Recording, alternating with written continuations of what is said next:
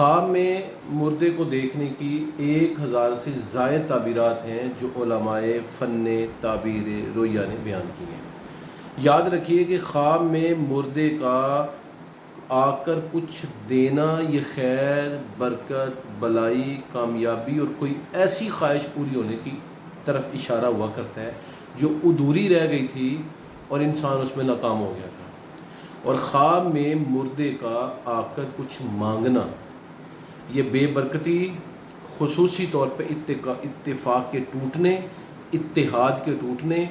مسائل کے برپا ہونے اور پریشانیوں کے آنے، نقصان کے ہونے، مالی کمزوری کے واقع ہونے، جسمانی کمزوری کے واقع ہونے، سحر و جادو کے چلنے کی طرف اشارہ ہوتا ہے۔ تو خواب میں مردے کا کچھ دینا